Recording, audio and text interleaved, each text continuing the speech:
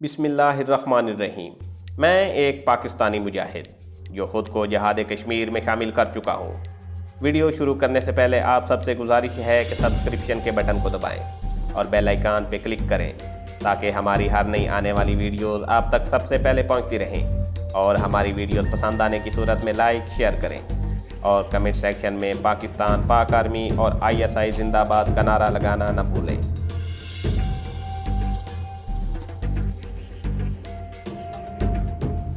मेरे तुम्हारे दरमियान राब्ते का बगैर कोई जरिया नहीं होगा। कुछ पता नहीं इंद्रानी और इसराइली एजेंट मेट्रोपोल होटल में ना हो और मुझे उन्हें तलाश करना पड़ जाए। सुल्तान कहने लगा, कराची एक बहुत बड़ा शहर है। इतने बड़े शहर की आबादी में तुम उन दोनों को कहाँ तलाश करते फिरोगे। मैं तुम्हें कराची में अपने एक दोस्त का पता देता हूँ। वो मेरा बड़ा गहरा दोस्त भी है और तहरीक आज़ादी कश्मीर के ज़बरदस्त हामियों में से है और ख़ुद भी एक बार जिहाद कश्मीर में हिस्सा ले चुका है। अगर मतलूबा लोग तुम्हें मेट्रोपोल होटल में ना मिलें तो मेरे दोस्त के पास चले जाना। उसकी एक छोटी सी ट्रैवल एजेंसी है, वो तुम्हारी मदद करने की पोजीशन में होगा। उसका नाम मोहम्मद रशीद है। अगर फ़र्ज कर लिया तुम्हें 2-1 दिनों के अंदर इसराइली एजेंट और इंद्रानी का शहर में कोई सुराग नहीं मिलता तो तुम ये काम मेरे दोस्त मोहम्मद रशीद के सुपुर्द करके मेरे पास यहाँ वापस चले आना। यहाँ इन दहशत गर्दों की सरगर्मियाँ ज़्यादा तेज़ हो रही हैं। पहले एक मलंग इन्हें मिलने आया था, कल रात एक पुरअसरार औरत आई थी। मुझे लगता है कि ये इस इलाके में कुछ न कुछ करने वाले हैं। शाही का न्यूक्लियर पावर स्टेशन यहाँ से ज़्यादा दूर नहीं है। इन दोनों दहशतगर्दों की सरगर्मियों पर कड़ी निगाह रखने की अशद ज़रूरत है। मेरे दोस्त मोहम्मद रशीद को इसराइली एजेंट और इंद्रानी का हुलिया बताकर सिर्फ इतना ही कहना कि तुम्हें एक ज़रूरी काम के सिलसिले में इन दोनों मियाँ बीवी की तलाश है। इससे ज़्यादा मोहम्मद रशीद को कुछ बताने की ज़रूरत नहीं है। बाकी अगर यहाँ हंगामी हालात पैदा हो गए तो मैं खुद कराची आकर मोहम्मद रशीद के ज़रिए तुमसे रब्ता पैदा कर लूँगा। मैं उसी वक्त रात के अंधेरे में गाँव से निकल पड़ा। 10-12 कोस पैदल चलने के बाद मुझे कच्ची सड़क पर जाती एक लारी मिल गई जिसने मुझे एक छोटे से रेलवे स्टेशन पर पहुंचा दिया। वहां से मैं एक पैसेंजर ट्रेन में बैठकर 2 दिन के सफ़र के बाद कराची पहुंच गया। कराची पहुंचते ही मैं सीधा सुल्तान के दोस्त मोहम्मद रशीद के ट्रैवल एजेंसी के ऑफिस में आकर उससे मिला। दरमियानी उम्र का खुशशक्ल कश्मीरी नौजवान था। जब मैंने उसे बताया कि मुझे उसके पुराने दोस्त और कश्मीरी मुजाहिद सुल्तान ने भेजा है तो वो बड़ा खुश हुआ। मुझे साथ वाले कमरे में ले गया और सुल्तान का हाल अहवाल पूछने लगा और कहने लगा, क्या वो पाकिस्तान आया हुआ है? मैंने कहा, जी हाँ, हम दोनों इकट्ठे यहाँ एक ज़रूरी काम से आए हुए हैं। सुल्तान ने मुझे हिदायत की थी कि मैं उसे अपने मिशन के बारे में कुछ न बताऊँ। उसे बताने में कोई हर्ज भी नहीं था, लेकिन हम एहतियात राजदारी से काम ले रहे थे जो बहुत ज़रूरी था। मैंने उसे यही कहा कि दुबई से शेख जाबिर और मिस्र जाबिर कराची आए हुए हैं। मुझे उनसे ज़रूरी काम था। कराची आने लगा तो सुल्तान ने कहा कि मेरे दोस्त मोहम्मद रशीद से भी मिल लेना। रशीद ने पूछा, आपको मालूम है कि वो कहाँ ठहरे हुए हैं? अगर नहीं पता तो मैं पता करवाए देता हूँ। दुबई में वो क्या बिज़नेस करते हैं? मैंने कहा, मुझे मेट्रोपोल होटल का पता बताया गया था। मेरा ख्याल है वो वहीं होंगे। मोहम्मद रशीद ने मेरे लिए चाय मंगवाई और कहा, भाई साहब, आप कराची में मेरे यहाँ ही क़याम करेंगे, कहीं इधर उधर ठहरने की ज़रूरत नहीं है। दफ्तर का अपर पोर्शन मैंने अपने ख़ास मेहमानों के लिए ही बनवाया हुआ है। मेरे पास सामान तो था नहीं। ऊपर वाला पोर्शन एक छोटे से कमरे और गैलरी पर मुश्तमिल था जिसके साथ ही बाथरूम था। मैंने सबसे पहले गुस्ल किया। मेरे कपड़े मैले हो रहे थे मगर दूसरा कोई जोड़ा मेरे पास नहीं था। मैं मोहम्मद रशीद के दफ्तर से निकलकर मार्केट में तलाश करके रेडीमेड मलबूसात की एक दुकान में गया। पैसे मेरे पास काफ़ी थे। नई पतलून कमीज खरीद कर पहनी, हेयर कटिंग सलून से शेव बनवाई और मोहम्मद रशीद के ऑफिस में आकर उससे कहा कि वो मेट्रोपोल होटल फ़ोन करके मालूम करें कि शेख जाबिर और मिसेस शेख जाबिर कौन से कमरे में ठहरे हुए हैं। मुझे मालूम था कि रशीद साहब चूँकि ट्रैवल एजेंसी के मालिक हैं वो मालूम कर लेंगे। उन्होंने उसी वक्त मेट्रोपोल होटल में अपने एक वाकिफ़कार को फ़ोन करके मिस्टर और मिसेस शेख जाबिर के बारे में दरियाफ्त किया। वो फ़ोन पर बात कर रहे थे और मैं उम्मीदों बेम के आलम में उनकी तरफ देख रहा था। उनके चेहरे के तासुरात से मैंने अंदाज़ा लगा लिया था कि इसराइली एजेंट और इंद्रानी मेट्रोपोल होटल में ही ठहरे हुए हैं। मोहम्मद रशीद ने फ़ोन बंद करके कहा, दोनों मियाँ बीवी मेट्रोपोल होटल के रूम नंबर 69 में ठहरे हुए हैं मगर इस वक्त वो कहीं बाहर गए हुए हैं। रशीद साहब ने एक स्लिप पर रूम नंबर लिख कर मुझे दिया और वो कहने लगे, मेट्रोपोल होटल यहाँ से करीब ही है। अगर आपने नहीं देखा हुआ तो मेरा ड्राइवर आपको वहाँ छोड़ आता है। इस दौरान मैंने सोच लिया था कि मुझे क्या करना है, लेकिन मैं होटल की लॉबी में जाकर ज़्यादा देर भी नहीं बैठना चाहता था ताकि किसी को मुझ पर शक न पड़े कि मैं इतनी देर से वहाँ क्यों बैठा हूँ, क्योंकि इसराइली एजेंट और इंद्रानी का कुछ पता नहीं था कि वो किस वक्त वापस आते हैं। मैंने मोहम्मद रशीद से कहा, ज़रा फ़ोन करके ये मालूम करें कि ये लोग कब तक वापस आ जाएंगे। मोहम्मद रशीद ने होटल का नंबर घुमाते हुए कहा, होटल वालों को मालूम नहीं होता, लेकिन मैं ट्राई करके देख लेता हूँ। रशीद साहब ने किसी को फ़ोन करके पूछा मगर ये मालूम ना हो सका कि इसराइली एजेंट और इंद्रानी कब वापस आएंगे। रशीद साहब रिसीवर रखते हुए बोले, इसके लिए तो आपको खुद ही वहाँ जाना पड़ेगा। मैंने कहा, ठीक है, मैं खुद जाकर मालूम करता हूँ। मोहम्मद रशीद का ड्राइवर मुझे गाड़ी में मेट्रोपोल होटल छोड़ आया। मैंने रशीद के ऑफिस का टेलीफोन नंबर अपनी नोटबुक में लिख लिया था ताकि अगर ज़रूरत पड़े तो मैं उन्हें फ़ोन कर सकूं। लॉबी में बैठने के बजाय मैं रूम नंबर 69 के कॉरिडोर में पहुंच गया। यह कमरा दूसरी मंजिल पर था। एक वेटर साथ वाले कमरे से बाहर निकला तो मैंने उससे पूछा कि रूम नंबर 69 वाले कहीं बाहर तो नहीं गए हुए। वेटर ने कहा, वो बाहर ही गए हुए हैं, कुछ अंदाज़ा है कि कब तक वापस आ जाएंगे। वेटर को मालूम नहीं था। मेरे सामने अब यही एक रास्ता था कि किसी जगह बैठकर उन दोनों का इंतज़ार किया जाए। यही बड़ी गनीमत थी कि ये लोग इस होटल में ही मौजूद थे।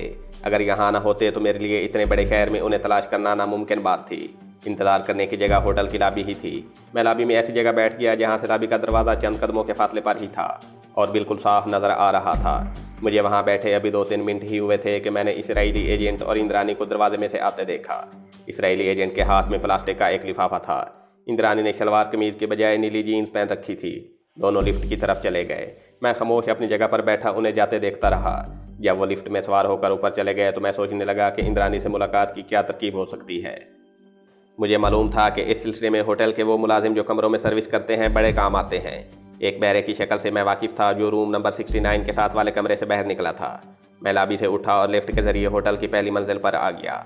दूसरी मंजिल पर जाने में अभी खतरा था कि कहीं इसराइली एजेंट से मेरा आमना सामना ना हो जाए। दूसरी मंजिल की राहदारी खाली पड़ी थी। मैं आहिस्ता आहिस्ता चलता आखिरी कमरे तक गया। वहाँ एक जीना ऊपर वाली मंजिल को जाता था। मैं सोच रहा था कि दूसरी मंजिल पर जाऊँ या ना जाऊँ कि इत्फाक से वही बहरा सीढ़ियाँ उतरता नजर आया। उसके हाथ में खाली बर्तनों वाला ट्रे था। उसने भी मुझे पहचान लिया और वो कहने लगा, सर, रूम नंबर 69 वाले साहब आ गए हैं। मैंने किसी कदर राजदारी से उसके करीब होकर कहा, दोस्त, मुझे तुमसे एक ज़रूरी काम है, ज़रा इस तरफ आ जाओ। बहरा पहले तो कुछ हैरान सा हो गया और फिर मेरे साथ कॉरिडोर के कोने में आ गया। मैंने जेब से 100 रुपये का नोट निकाल कर उसे दिया और कहा, दोस्त, ये दिल का मामला है और कोई बात नहीं है। बहरा मुस्कुराने लगा। उसने 100 रुपये का नोट लेकर जेब में रख लिया और बोला, साहिब, मुझे काम बताएं। मैंने कहा, मैं तुम्हें एक रुपया देता हूँ।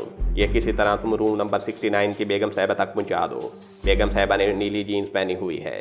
वो बोला, मुझे मालूम है सर, आप रुपया दे दें, मैं कोशिश करता हूँ। मैंने बैरे से ही पेंसिल और होटल की ऑर्डर स्लिप लेकर उस पर सिर्फ खन्ना लिखा और तह करके बैरे को दे दिया। दोस्त, बड़ी एहतियात से काम लेना, ये पर्ची सिर्फ बेगम साहिबा को ही मिलनी चाहिए, उसके साहिब को बिल्कुल पता न चले। बैरे ने तय की हुई स्लिप जेब में डाल ली और पूछा, साहिब, आप कहाँ बैठे होंगे? मैंने कहा, मैं नीचे लॉबी में हूँगा। बैरा स्लिप लेकर चला गया। वो ऊपर वाली मंजिल में नहीं गया था। मैं नीचे लॉबी में आकर कोने में बैठ गया। यूँ समझ ले कि मैंने अंधेरे में ही तीर चलाया था। लेकिन इन होटलों के बैरे बड़े होशियार होते हैं और इस किस्म की बातों से इनको वास्ता पड़ता ही रहता है। खुदा जाने उसने क्या तरकीब लड़ाई। 15 मिनट बाद ही मैंने लिफ्ट के अंदर से इंद्रानी को बाहर आते देखा। वो सीधी लॉबी के कोने में आ गई जहाँ मैं बैठा हुआ था। उसने मुझे देख लिया था और वो कहने लगी, यहाँ नहीं बैठना, मेरे पीछे पीछे आ जाओ। वो लॉबी के दरवाजे से बाहर निकल गई। मैं भी उसके पीछे बाहर निकल गया। हम सदर की 12 नौक सड़क पर आ गए। मैं इंद्रानी से अभी तक कुछ फासले पर ही था। इंद्रानी ने एक खाली टैक्सी रोकी और उसमें सवार होते ही मुझे हाथ से इशारा किया। मैं तेज तेज चलता टैक्सी में उसके साथ बैठ गया। ड्राइवर को इंद्रानी ने किसी जगह चलने के लिए कह दिया था। टैक्सी चल पड़ी। इंद्रानी ने हेवर्ड के बारे में कुछ कहा ही था कि मैंने इशारे से उसे मना कर दिया, क्योंकि टैक्सी वाला हमारी बातें सुन सकता था। मैंने मौसम की बातें शुरू कर दी। आजकल कराची का मौसम बड़ा खुशगवार होता है। इंद्रानी समझ गई थी। उसने भी इधर उधर की 2-3 बातें की। मैंने कहा, भाईजान की तबीयत अब कैसी है? इंद्रानी ने कहा, पहले से काफ़ी बेहतर है। डॉक्टरों का कहना है कि उन्हें कुछ रोज़ के लिए अस्पताल में दाखिल करा दें, मगर बड़े भाई साहब कहते हैं कि ऐसी कोई बात नहीं है, हम घर पर ही इलाज करेंगे। हम इस किस्म की बेजोड़ बातें करते रहे और टैक्सी कराची के 12 नौक बाज़ारों में से गुजरती हुई कॉफ़ी हाउस के सामने आकर रुक गई। इंद्रानी ने टैक्सी वाले को पेमेंट की और हम टैक्सी से निकलकर कॉफ़ी हाउस में दाखिल हो गए। मैंने अंदर दाखिल होते हुए कहा, तुम लोग लाहौर से अचानक क्यों गायब हो गए? अगर होटल के एक मुलाजिम ने हेवर्ड को फ़ोन पर मेट्रोपोल होटल वालों से फ़ोन पर बात करते ना सुना होता तो मेरे लिए तुम लोगों को तलाश करना मुश्किल हो जाता। तुम्हें मालूम नहीं, मुझे हर वक्त तुम्हारी निगरानी करनी होती है, यही मेरी ड्यूटी है। हम कॉफ़ी हाउस के कोने वाली मेज़ पर जाकर बैठ गए। इंद्रानी ने अपना पर्स मेज़ पर रखते हुए कहा, सर, इसमें मेरा कोई कसूर नहीं है। उस इसराइली जसूस की तमाम नकलो हरकत पर इसरार है, मुझे कुछ नहीं बताता। अचानक कहने लगा, चलो, मेरी ड्यूटी ही यही लगी है कि मैं उसका हर हुक्म मानूं। और मैं उसके साथ चल पड़ी। उसने पहले ही से कराची की फ़्लाइट में सीटें बुक करवा रखी थीं। हम इतनी जल्दी में होटल से निकलकर लाहौर एयरपोर्ट पर पहुंचे कि मैं आपको फ़ोन तक न कर सकी। मैंने अफसराना अंदाज में कहा, मुझे फुल रिपोर्ट दो। कराची में आने के बाद ये शख्स कहाँ कहाँ गया, किस किस से मिला, इसको मिलने होटल में और कौन कौन आया? इंद्रानी संभल कर बैठ गई और कहने लगी, सर, ये शख्स जहाँ भी गया है अकेला गया है, मुझे कमरे में छोड़ कर जाता है। आज इसे एक शर्ट खरीदनी थी तो मुझे ये कहकर साथ ले गया कि तुम शर्ट का कलर पसंद करना, मैं औरतों की पसंद की शर्ट पहनता हूँ। मैंने अपने लहजे में सर्द महरी पैदा करते हुए कहा, मुझे इन बातों से कोई दिलचस्पी नहीं है कि मिस्टर हेवर्ड किस कलर की कमीज़ पहनता है। क्या तुम्हें मालूम नहीं कि नई दिल्ली ने तुम दोनों को यहाँ एक इंतहाई अहम और हसास मिशन पर भेजा है। मुझे इंडियन एम्बेसी से 3 बार पैगाम वसूल हो चुका है कि नई दिल्ली को इस मिशन की पेशरफ्त से आगाह क्यों नहीं किया जा रहा। मिस इंद्रानी, मैं ये कहने पर मजबूर हूँ कि तुम्हारी कारकर्दगी तसल्ली बख्श नहीं है। इंद्रानी परेशान सी हो गई और कहने लगी, सर, ये शख्स मुझे कुछ नहीं बताता, अब मैं क्या करूँ। मैंने उसे हल्की सी डांट पिलाते हुए कहा, तुम ये मत भूलो कि तुम्हारा ये उज़र नई दिल्ली के लिए काबिल कबूल नहीं होगा। तुमने जो कुछ कहा है, अगर ये बात मैं नई दिल्ली को लेकर भेजूँ तो तुम्हें इसी वक्त वापस बुला लिया जाएगा और नई दिल्ली पहुँचते ही तुम्हें चार्जशीट कर दिया जाएगा। इंद्रानी का चेहरा और ज़्यादा परेशान दिखाई देने लगा। उसने बड़ी आजिज़ी से कहा, सर, मुझे हुक्म दें, मैं क्या करूं? मैंने धीमी आवाज़ में उससे पूछा, यह कैसे हो सकता है कि तुम्हें इस शख्स की नकलो हरकत के बारे में कुछ इल्म ना हो। मैं एक बात फिर तुम्हें बताना चाहता हूं कि अगर ये शख्स इंडियन एजेंट होता तो नई दिल्ली वालों को इसकी हरगिज़ फिक्र न होती, लेकिन ये इसराइली है और इंतहाई ज़हीन और मकार जासूस है। नई दिल्ली वाले सिर्फ ये मालूम करना चाहते हैं कि कहीं पाकिस्तान आकर ये डबल एजेंट का रोल तो अदा नहीं करने लगा। जिस मिशन के लिए इसे पाकिस्तान भेजा गया है उसके लिए यही आदमी मौजूद था, मगर ना भारत की सेंट्रल इंटेलिजेंस किसी अपने आदमी को भी भेज सकती थी। ये आदमी नई दिल्ली की एक तरह से मजबूरी है, इसीलिए मुझे इसकी निगरानी के लिए भेजा गया है। बैरा कॉफ़ी लेकर आ गया। इंद्रानी कॉफ़ी बनाने लगी। मैंने उसके पाँव के नीचे से थोड़ी सी ज़मीन खींच ली थी। मैं चाहता था कि उसके ज़रिए मुझे राह के पाकिस्तान के ख़िलाफ़ उस खुफिया और ख़तरनाक मिशन का कुछ न कुछ सुराग मिले। ये काम इंद्रानी ही कर सकती थी, मगर वो अभी ना तजर्बाकार थी। फिर भी मैं उसे अपनी राह पर लाने की पूरी कोशिश कर रहा था। अचानक उसने कहा, सर, एक बात मुझे याद आ गई है। वो क्या? मैंने पूछा। वो कहने लगी, कल रात मिस्टर हेवर्ड फ़ोन पर किसी को कह रहा था कि मैंने काउंटडाउन शुरू कर दिया है। अगर तुमने ठीक वक्त पर अटैक ना किया तो तुम खूब जानते हो कि तुम्हारा अंजाम क्या होगा। सर, उस वक्त मैं बाथरूम में थी। बाथरूम का दरवाज़ा बंद था, मगर मुझे हेवर्ड की फ़ोन करने की आवाज़ सुनाई दे रही थी। मैं एकदम चौकन्ना हो गया। मैंने इंद्रानी से पूछा, उसने फ़ोन पर और क्या कहा था? इंद्रानी बोली, सर, इसके बाद मिस्टर हेवर्ड ने फ़ोन बंद कर दिया था। मैंने इंद्रानी से सवाल किया, क्या तुम्हें कुछ अंदाज़ा है कि मिस्टर हेवर्ड किस आदमी से बातें कर रहा था? वो कहने लगी, सर, उसने मुझे बताया था कि हमारे 2 कमांडो इस वक्त कराची में मौजूद हैं। मेरा ख्याल है वो उन दोनों में से किसी एक से बात कर रहा था। मैंने इंद्रानी को फैसलाकुन अंदाज में हुक्म देते हुए कहा, मिस इंद्रानी, अगर तुम चाहती हो कि मैं नई दिल्ली को तुम्हारे खिलाफ कोई रिपोर्ट ना भेजूँ तो आज रात किसी तरह हेवर्ड से मालूम करने की कोशिश करो कि वो किससे बात कर रहा था और उसने जो काउंटडाउन अपने तौर पर शुरू कर दी है उसकी नोयत क्या है और इससे उसका क्या मतलब है। वो किस जगह अपने कमांडो से अटैक करवाना चाहता है। कहीं ऐसा तो नहीं कि वो बतौर डबल एजेंट पाकिस्तान के इंटेलिजेंस के साथ मिलकर इंडिया के खिलाफ कोई एक्शन करने वाला है। हमें मालूम है कि वो तुम्हें कभी कुछ नहीं बताएगा, लेकिन याद रखो, शराब और औरत इन इसराइलियों की बहुत बड़ी कमज़ोरी है और तुम यहाँ सती सावित्री और सीता मिया का किरदार अदा करने नहीं आई हो। तुम भारत की मरकज़ी इंटेलिजेंस सर्विस की एक अहम रुकन हो और नई दिल्ली को तुमसे पूरी तवक्को है कि वक्त आने पर तुम्हें सांप के मुंह से हीरा निकालना है और तुम्हें उसमें कामयाब होना है। अकल से काम लो, चालाकी, होशियारी, मकारी से काम लो। एक अय्याश औरत का किरदार अदा करो। आज रात हेवर्ड को खुद शराब पिलाओ। एक अय्याश औरत के तमाम हथकंडे इस्तेमाल में लाओ और उससे वो सारी बातें मालूम करो जिसकी नई दिल्ली को ज़रूरत है। याद रखो, अगर तुम इसमें नाकाम रही तो मैं तुम्हें राह के हाथों तुम्हारे खौफनाक अंजाम से हरगिज़ नहीं बचा सकूंगा। जैसे जैसे मैं गुफ्तगू को आगे बढ़ा रहा था, इंद्रानी का चेहरा जर्द पड़ता जा रहा था। जब मैंने बात ख़त्म की तो उसने आंखें बंद कर लीं, जैसे सोच रही हो कि वो बुरी तरह फंस चुकी है और अब उसकी निजात इसी में है कि जिस तरह मैं उसे कह रहा हूँ उसी तरह करे। इंद्रानी ने गहरा सांस भरकर आंखें खोल दी और टिश्यू पेपर से अपने होंठों पर आया हुआ पसीना साफ करते हुए बोली, सर, मैं ऐसा ही करूँगी। तब मैंने अपनी आवाज़ में नरमी और थोड़ी सी मोहब्बत पैदा करते हुए कहा, शाबाश, मुझे पूरा यकीन है कि तुम सांप के मुंह से हीरा निकाल लाओगी। अगर तुम ये काम कर गुजरी तो मैं तुम्हारे हक़ में ऐसी रिपोर्ट लिखकर नई दिल्ली भेजूँगा कि तुम्हें दिल्ली वापस जाते ही एक बहुत बड़े ओहदे पर तरक्की दी जाएगी। इसका मैं तुमसे वादा करता हूँ। मैं तुम्हें एक टेलीफोन नंबर देता हूँ, कल किसी भी वक्त मुझे उस नंबर पर फ़ोन करना, कहना कि मैं मिसेस शेख बोल रही हूँ, खलील साहब से बात करा दें। मैं वहाँ मुसलमान बनकर खलील के नाम से ठहरा हुआ हूँ और वहाँ मौजूद हूँगा। मैंने जेब में से वो कागज़ निकाला जिस पर मैंने मोहम्मद रशीद साहब की ट्रैवल एजेंसी का टेलीफोन नंबर लिख रखा था। इंद्रानी ने अपनी छोटी नोटबुक में यह नंबर लिख लिया। मैंने कहा, अब पहले तुम यहाँ से निकलोगी, इसके बाद मैं निकलूँगा। भगवान तुम्हारी मदद करेगा। इंद्रानी के चेहरे पर फीकी सी मुस्कुराहट नमूदार होकर गायब हो गई। वो खामोशी से उठी और कॉफ़ी हाउस से निकल गई। उसके जाने के बाद मैंने कॉफ़ी वगैरह का बिल मंगवा कर अदा किया। 10-15 मिनट वहाँ बैठा एक अखबार देखता रहा। फिर मैं भी उठकर सड़क पर आ गया। वहाँ से टैक्सी पकड़ी और ट्रैवल एजेंसी की तरफ चल पड़ा। दिल में कई तरह के ख्याल आ रहे थे। क्या इंद्रानी इस चालाक इसराइली एजेंट से मिशन का राज मालूम करने में कामयाब हो सकेगी? अगर वो कामयाब ना हुई तो ये किसी धमाके के लिए काउंटडाउन शुरू हो चुकी थी। हेवर्ड इसराइली एजेंट यूं ही किसी को फ़ोन पर खबरदार नहीं कर रहा था। उसके अंदाज से जो इंद्रानी ने मुझे बयान किया था, लगता था ये कोई उनका अपना आदमी नहीं है, बल्कि यहाँ से ख़रीदा हुआ कोई गद्दार है। उनका अपना यानी भारतीय दहशतगर्द भी हो सकता था। बात खुलकर सामने नहीं आ रही थी और इसका खुलकर सामने आना बहुत ज़रूरी था। इसराइली एजेंट ने काउंटडाउन शुरू हो चुकने की जो बात की थी, इसका मतलब था कि 1-2 रोज़ के अंदर ही कुछ होने वाला था। मेरी सारी उम्मीदें अब इंद्रानी के फ़नकाराना कमाल पर मुनहसर थीं। अयाश औरतों ने जज्बात के रूप में बह जाने वाले मर्दों पर गालिब आकर इंसानी तारीख में बड़े बड़े खूनी इनकलाब बर्पा किए हैं। सवाल सिर्फ ये था कि क्या इंद्रानी एक अयाश औरत का किरदार अदा कर सकेगी और क्या यहूदी एजेंट को जज्बात की मौजें अपनी लपेट में बहा कर ले जा सकेंगी? इसका फैसला दूसरे दिन होने वाला था। मैंने सुल्तान के दोस्त और ट्रैवल एजेंसी के मालिक मोहम्मद रशीद को तकीद कर दी कि कल किसी भी वक्त मेरा एक ज़रूरी फ़ोन आ सकता है, मुझे उसी वक्त इतला कर दी जाए। रशीद साहब ने कहा, मैं एक टेलीफोन तुम्हारे ऊपर वाले कमरे में रखवा देता हूँ, वहाँ प्लग लगा हुआ है।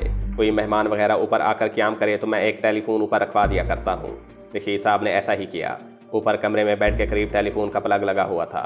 नौकर ने फ़ोन लाकर तपाई पर रख दिया और स्विच में लगा दिया। नीचे से रशीद साहब ने ऊपर फ़ोन किया तो घंटी बाज उठी। मैंने रिसीवर उठाया तो उन्होंने पूछा, घंटी की आवाज़ ठीक है ना? मैंने कहा, बिल्कुल ठीक है रशीद भाई। अब मैं बेफिक्र हो गया। रात गुजर गई। आधी रात को आंख खुली तो मेरा ख्याल इंद्रानी की तरफ चला गया। मैं सोचने लगा मेट्रोपोल होटल के रूम नंबर 69 में इस वक्त एक हंगामा खेल खेल अपने इंतहाई तजस्सुस के मरहले में दाखिल हो चुका होगा। इंद्रानी से मुझे कभी मोहब्बत और मोहब्बत के हिजानी जज्बात का तजर्बा नहीं हुआ था। मैं यकीन से नहीं कह सकता था कि वो इस किस्म की औरत होगी, लेकिन चूंकि ये किसी हद तक उसकी ज़िंदगी की बका का मसला था और मैंने उसे बेहद डरा दिया था, इसलिए मुझे पूरी उम्मीद थी कि इंद्रानी मुझे मायूस नहीं करेगी और यहूदी एजेंट के मुंह से कुछ न कुछ ज़रूर उगलवा लेगी। दूसरे दिन मैंने कमरे में ही रहने का फ़ैसला कर लिया था। वैसे भी मुझे वहाँ मिलने वाला कौन था और मुझे भी किसी जगह जाने की ज़रूरत नहीं थी। नाश्ता मैंने कमरे में ही किया। अंग्रेज़ी के कुछ रिसाले मैंने नीचे से मंगवा कर अपने पास रख लिए थे। मेरा अंदाज़ा था कि इंद्रानी रात को अगर टारगेट मारने में कामयाब हो गई तो मुझे दिन के 10 और 11 बजे के दरमियान उसका फ़ोन आ जाएगा, बल्कि आ जाना चाहिए था, और ऐसा ही हुआ। 11 बजने में अभी 10 मिनट बाकी थे कि फ़ोन की घंटी बाज उठी। मैंने रिसीवर उठाकर हेलो कहा तो दूसरी तरफ से इंद्रानी की आवाज़ आई, मुझे खलील साहब से बात करनी है, मैं मिसेस शेख बोल रही हूँ। मैंने कहा, मैं खलील ही बोल रहा हूँ। इंद्रानी ने कहा, सर आपसे मिलना चाहती हूँ, आप कहाँ हैं इस वक्त? मैंने पूछा, क्या तुमने मकसद हासिल कर लिया है? वो बोली, बात फ़ोन पर होने वाली नहीं है, मैं ज़ुबानी बताऊँगी। मैंने कहा, मैं तुम्हें यहाँ नहीं बुलवा सकता। ऐसा है कि मैं टैक्सी लेकर होटल के पिछले दरवाजे के पास आ जाता हूँ, तुम वहाँ पहुँच जाओ। वो बोली, ठीक है सर, मैं पहुँच रही हूँ, और उसने फ़ोन बंद कर दिया। मैं नीचे आ गया, टैक्सी ली और होटल के पिछले गेट के सामने एक तरफ टैक्सी को रुकवा कर इंद्रानी का इंतज़ार करने लगा। इतने में वो भी आ गई। मैंने टैक्सी का पिछला दरवाज़ा थोड़ा सा खोल दिया। वो सीट पर मेरे साथ बैठ गई। हमने आपस में कोई बात न की। मैंने टैक्सी ड्राइवर को कॉफ़ी हाउस चलने के लिए कहा। इंद्रानी अंग्रेज़ी में मुझसे कहा, इस वक्त कॉफ़ी हाउस में रश होगा, लंच का टाइम हो रहा है, मेरा ख्याल है समंदर के किनारे किसी रेस्तरां में चलकर बैठते हैं। मैंने जवाब दिया, जैसे तुम्हारी मर्ज़ी। इंद्रानी ने ड्राइवर से कहा कि क्लिफ्टन चलो। उस रोज़ कराची का मौसम बड़ा अच्छा था। आसमान पर हल्के हल्के बादल छाए हुए थे और बड़ी खुशगवार हवा चल रही थी। हम समंदर के किनारे एक रेस्तरां की छत पर आकर बैठ गए। दूर हद निगाह तक समंदर फैला हुआ था। मैंने बैरे को चाय और कुछ सैंडविच लाने के लिए कहा। जब बैरा चला गया तो मैंने इंद्रानी से पूछा, अब मुझे अपना स्क्रीन प्ले सुनाओ, मुझे पूरी उम्मीद है कि मैं दिल्ली को सब ठीक है कि रिपोर्ट भेज सकूंगा। इंद्रानी ने मुस्कुराते हुए कहा, सब कुछ आपकी तवक्को के मुताबिक हुआ है सर। मैंने पूछा, मुझे बात खोल कर बताओ, क्या हमारे इसराइली एजेंट हेवर्ड की ज़ुबान खुलवाने में तुम कामयाब हो सकी हो या नहीं? इंद्रानी ने कहा, सर हमारे मुल्क भारत को इस बात पर फ़ख्र होना चाहिए कि हमारे पास ऐसे ऐसे इसराइली एजेंट भी हैं जो ज़िंदगी के नाजुक तरीन लम्हात में भी अपनी ज़ुबान नहीं खोलते और किसी को अपने दिल का राज नहीं बताते। क्या मतलब? मैंने किसी कदर तशवीश के अंदाज में पूछा। इंद्रानी कहने लगी, सर मैंने रात को हेवर्ड को शराब पिलाने के बाद ऐसे ऐसे हरबे इस्तेमाल किए थे कि उसकी जगह कोई भी दूसरा एजेंट होता तो मुझे एक बार नहीं कई बार अपने सारे राज खोल कर बता देता। मगर शाबाश है हमारे इस यहूदी एजेंट की कि वो नशे में बिल्कुल धुत था, अय्याशियों की लस्तों में गुम हो चुका था, मगर वो इस मौजू की तरफ आने का नाम ही नहीं ले रहा था जिस तरफ मैं उसे लाना चाहती थी। तो फिर क्या नतीजा निकला? तुम तो अपने मकसद में कामयाब नहीं हो सकी हो। ये तुम्हारी नाअहली नहीं है क्या? इंद्रानी ने कहा, सर मैं भी एक तरह से आपकी शागिर्द हूँ, कोई मामूली सीक्रेट सर्विस की औरत नहीं हूँ। मैं उसके ब्रीफ केस के खुफिया खाने से एक ऐसा ख़त लाने में कामयाब हुई हूँ कि जो मैं समझती हूँ कि हमारे एजेंट हेवर्ड का सबसे ज़्यादा कीमती राज था। उसने परस में से खाकी रंग का लबूतरा लिफाफा निकाला और उसमें तय किया हुआ जर्द रंग का कागज़ निकाल कर मेरे सामने रखते हुए कहा, सर ये है वो सीक्रेट जो दिल्ली की तरफ से दिए गए मिशन की जान है। मुझे यकीन है कि दिल्ली का हेडक्वार्टर आपकी रिपोर्ट जाने पर मेरी कारकर्दगी से बहुत खुश होगा और उन पर साबित हो जाएगा कि मैं अगरचे अभी इस मैदान में नहीं हूँ, लेकिन मेरे अंदर दुनिया की सबसे बड़ी जासूसा माता हरी की सलाहियतें मौजूद हैं। मैंने इस दौरान कागज़ खोल लिया था और उसे गौर से देख रहा था। ये दुबई की किसी फर्म का पैड था। ऊपर दुबई की फर्म का नाम छपा हुआ था और नीचे चंद एक सत्रों में अंग्रेजी की इबारत टाइप की हुई थी। मैंने 3-4 मरतबा इबारत को पढ़ा। ये एक आम सा दफ्तरी खत्तो किताबत वाला ख़त था जिसमें किसी दूसरी फर्म के मैनेजर को मुखातिब करके शिकायत की गई थी कि पिछली दफ़ा आपकी फ़र्म ने जो माल भेजा था उसमें कुछ नग घटिया क्वालिटी के थे। हमें अपने ग्राहकों की तरफ से बहुत शिकायत मसूल हुई हैं। बराह मेहरबानी आइंदा माल चेक करके भेजा करें। अगर अब माल में कुछ खराबी पाई गई तो हम आपके सारे का सारा माल वापस करने पर मजबूर होंगे और उसका खर्चा भी आपकी फ़र्म को अदा करना पड़ेगा। इबारत के नीचे फ़र्म के मार्केटिंग मैनेजर की शिकस्त अंग्रेजी में दस्तखत थे जो पढ़े नहीं जाते थे।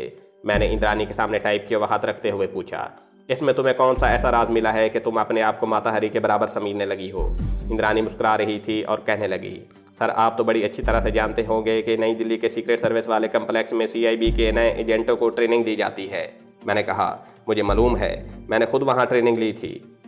मुझे भी वहीं ट्रेनिंग दी गई थी और आपको ये भी मालूम होगा कि वहाँ एक क्लास सीक्रेट कोड की भी होती है जिसमें 2-2 स्टूडेंट्स का एक बैच बनाकर उन्हें एक ख़ास खुफिया कोड की तालीम दी जाती है। उस खुफिया कोड से सिर्फ 2 एजेंट स्टूडेंट्स ही वाकिफ़ होते हैं। बाकी किसी ज़ेर तलीम और ज़ेर तरबियत एजेंट को इस कोड का इल्म नहीं होता। मुझे तो भारत की खुफिया एजेंसी की ट्रेनिंग के बारे में कुछ भी इल्म नहीं था, मगर मैंने भारत के सीक्रेट एजेंट का किरदार निभाते हुए उससे कहा, ये तो भारत के सभी खुफिया एजेंट जानते हैं कि बाद ऐसे सीक्रेट कोड होते हैं जिन्हें सीक्रेट सर्विस के हेड के अलावा सिर्फ 2 एजेंट ही डिकोड कर सकते हैं, यानी अल्फाज के अंदर छुपे हुए मफहूम को पढ़ सकते हैं। इंद्रानी ने बड़े एतमाद से कहा, सर यही वजह है कि आप इतने ज़हीन और भारत के एक तजर्बाकार सीक्रेट एजेंट होते हुए भी इस ख़त को एक मामूली सा कारोबारी ख़त समझ रहे हैं और इसके अल्फाज के अंदर जो मफहूम छुपा हुआ है उसे डिसाइफर या डिकोड नहीं कर सके। ये खुफिया कोड इंतहाई खुफिया पैगाम रसानी के लिए इस्तेमाल किया जाता है, लेकिन मैंने इस ख़त के असल मफहूम को डिकोड करने के बाद समझ लिया है। ये मेरी खुशकिस्मती है कि ये एक ऐसी खुफिया कोड में ख़त लिखा गया है कि जिसको मैं समझती हूँ, या ट्रेनिंग के दौरान मेरे बैच में जो एजेंट था वो समझता है, और या फिर हमारे हेड ऑफिस ने अपने इस यहूदी एजेंट को मिशन पर पाकिस्तान रवाना करने से पहले बता दिया होगा, वरना हेवर्ड को यह ख़त अपने पास रखने की कोई ज़रूरत नहीं थी। मैंने अपने इश्तियाक को दबाते हुए कहा, तुम ठीक कह रही हो। अब मुझे बताओ कि इसमें क्या लिखा है, ताकि मुझे यकीन हो जाए कि दिल्ली हेड ऑफिस ने इस एजेंट को जिस मिशन पर यहाँ भेजा है वो उसके साथ पूरी वफादारी कर रहा है या नहीं, और मैं उन्हें पूरी रिपोर्ट भिजवा सकूँ। इंद्रानी ने ख़त खोलकर सामने रख लिया। मैंने पूछा, ये ख़त तुम्हें मिल कैसे गया? क्या ये यहूदी हेवर्ड की अपनी ड्यूटी से गफलत नहीं है? मैंने खालिस दफ्तर की तदीबी ज़ुबान में पूछा। इंद्रानी ने कहा, सर ये मिस्टर हेवर्ड की गफलत नहीं, बल्कि मेरी उस पर तारी की हुई गफलत का नतीजा और मेरी कारकर्दगी का कमाल है कि जब उसने नशे में धुत होने के बावजूद अपने दिल का राज मुझे नहीं बताया और वो बेसुध होकर सो गया, तो मैंने उसके ब्रीफ केस के डिजिटल नंबर मिलाकर जो मैंने याद कर रखे थे उसे खोला, उसकी तलाशी ली और उसके एक खुफिया खाने से ये ख़त निकल आया। पहले तो मैंने इसे मामूली ख़त समझा, फिर मुझे ख्याल आया कि यह ख़त दुबई की किसी फ़र्म का है और हेवर्ड का दुबई की किसी फ़र्म से कोई ताल्लुक़ ही नहीं है। जब मैंने इसे गौर से पढ़ा तो अचानक मुझे महसूस हुआ कि इसकी इबारत उस सीक्रेट कोड में लिखी गई है जो मुझे मालूम है। चुनांचे मैंने ख़त निकाल कर रख लिया और सुबह जबकि मिस्टर हेवर्ड अभी बेखबर सो रहा था, होटल के बाहर एक शाप पर इसकी एक फ़ोटोस्टेट कापी करवाई। वापस कमरे में जाकर ख़त की असल कापी उसी तरह ब्रीफ केस में रख दी और इसकी कापी को संभाल कर अपने पास रख लिया। ये असल ख़त की फ़ोटो कापी है। हर मुल्क की सेंट्रल इंटेलिजेंस सर्विस का खुफिया सिग्नल का सेक्शन बड़ी ज़बरदस्त अहमियत का हामिल होता है और उसका तरीक़ेकार और मरमूज़ इशाराती ज़ुबान का अमल इंतहाई पेचीदा और दिक्कत तलब होता है। इससे आप अंदाज़ा लगा लें कि इंद्रानी ने मुझे इसराइली एजेंट की जो टॉप सीक्रेट फ़ाइल की कापी ला कर दी थी उसकी इबारत एक ऐसी मरमूज़ इशाराती कोड में थी कि जिससे इंद्रानी भी बेखबर थी। हालांकि वो तरबियत याफ्ता भारतीय जासूसा थी, मगर उससे इस कोड को पोशीदा रखा गया था। यह महज इत्फाक की बात थी कि यह ख़त जिस इशाराती ज़ुबान में लिखा गया था वही कोड था और जो इंद्रानी को ट्रेनिंग के दौरान सिखाया गया था और जिसका हेड ऑफिस और इंद्रानी के बैच के दूसरे एजेंट के सिवा और किसी को इल्म नहीं था। और हेवर्ड को ये कोड दिल्ली हेड ऑफिस ने ही बता दिया था क्योंकि वो एक इंतहाई हसास मिशन पर जा रहा था। मैं अब ये जानने को बेताब था कि इस ख़त का असल मफहूम क्या है। मैंने इंद्रानी से पूछा, क्या तुम्हें इस इबारत को डिकोड करने के लिए किसी कोड बुक की ज़रूरत तो नहीं होगी? वो बड़े गौर से ख़त की अंग्रेज़ी इबारत को देख रही थी। मेरा चाय और सैंडविच रख दिया था। मैं चाय बनाने लगा। इंद्राणी ने परस में से एक छोटी सी ब्लू रंग की कॉपी निकालकर खोल ली और ख़त की इबारत को देख देख कर कॉपी पर स्टेनोग्राफरों की तरह टेढ़े मेढ़े निशान लगाने लगी। उसने इस काम में 10-15 मिनट लगा दिए। इस दौरान वो चाय का एक आध घूंट भी पी लेती थी। समंदर की तरफ से हवा के झोंके इंद्राणी के बालों की लट को बार बार उड़ा रहे थे और मैं उसे गौर से देख रहा था। वाकई इंद्राणी एक खूबसूरत औरत थी।